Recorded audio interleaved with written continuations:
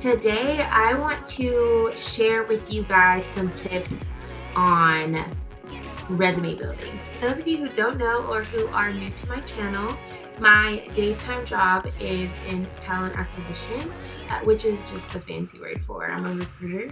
Maybe some of these tips will help you out, and just let me know what you think. Okay. My first tip is that objectives are not necessary, but if you do have one, make sure it's relevant. So for those that don't know or who are completely new to what a resume looks like, an objective is basically like an introduction sentence that typically is placed at the top of your resume. So after you've listed your name and your credentials, you list your objective, which basically states what it is that you're looking for.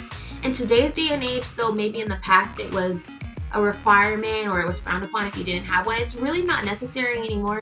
If you do decide that you want an objective, however, please make sure it's relevant to the job that you're applying for.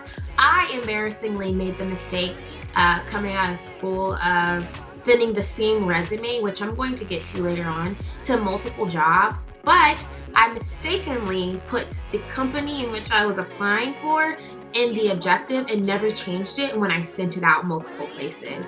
So multiple companies got my resume that stated, "Hi, my name is Portia Presley and my objective is so-and-so with this company," and they're like, "Okay, well then why are you applying here?" Next. So if you're going to list an objective, make sure it's relevant to the job and company that you're applying for. Don't say, "My objective is to be an accountant," and you're applying for a marketing role. It's just contradicting, so be cognizant of that.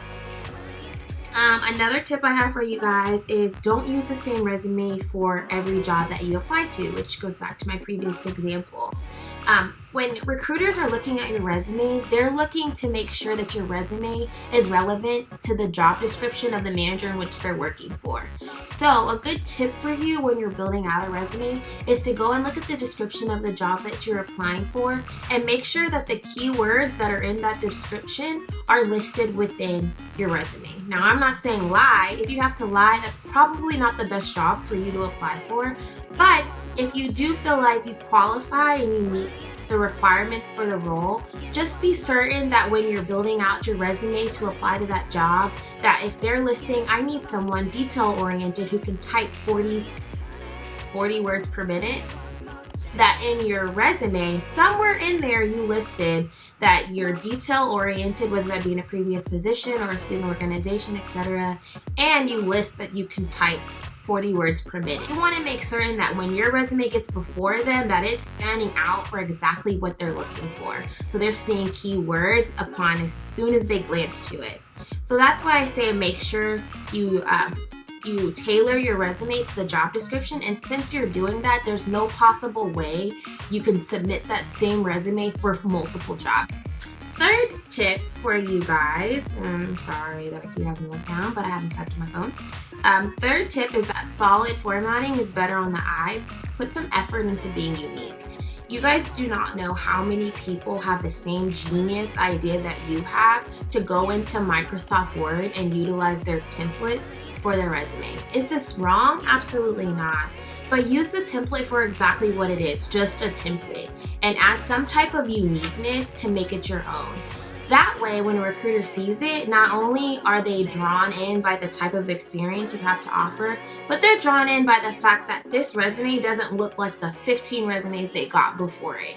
So that's a suggestion I have for you guys, is that it's okay to use the template as an example, but put some conscious effort into making your resume stand out. Another tip for you guys is speak to relevant in your job history and make sure it's listed most recent.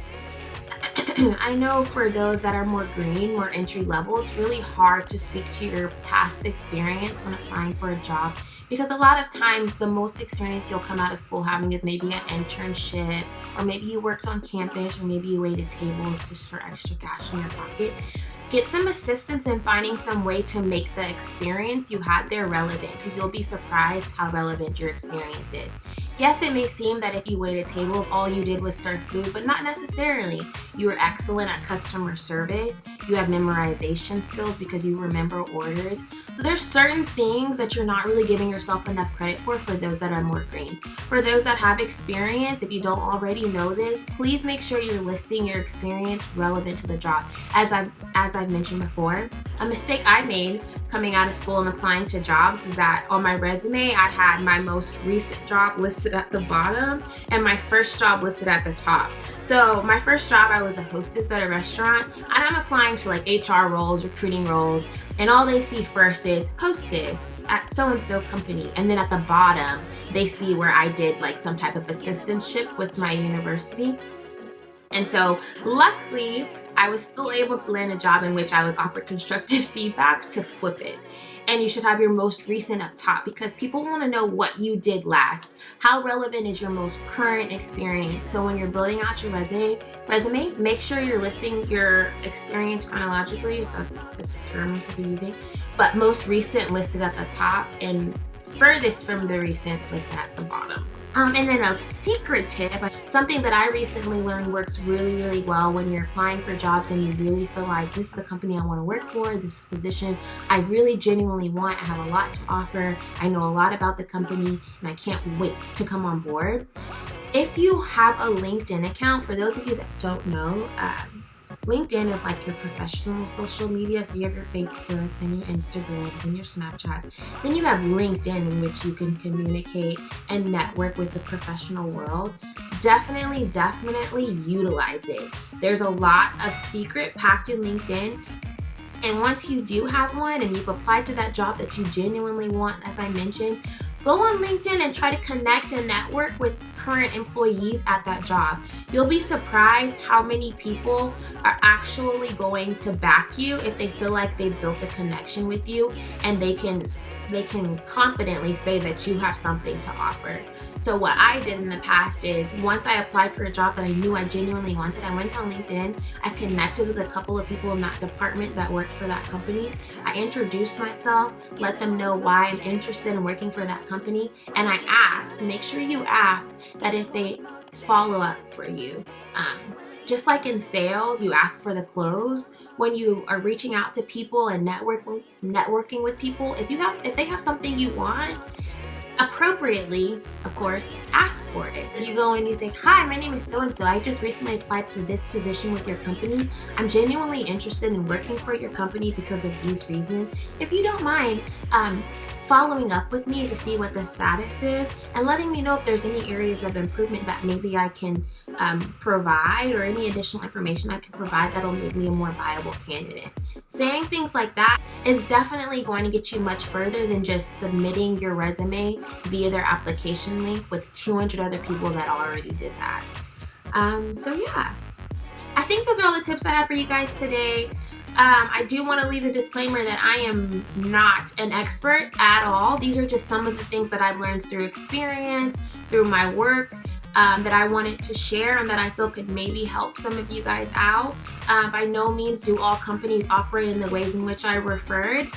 These are just some of the experiences that I've been a part of, some of the things that I've learned. I'm very big on reading blogs and researching into best practices. So some of the things I share don't necessarily come from my previous experience, but just some of the things that I've learned in reading and teaching.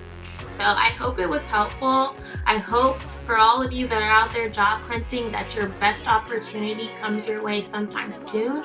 Please let me know if you guys have any questions or if anything was confusing or lost upon you, and I can definitely reiterate. Thank you guys again for watching, and I hope this helps.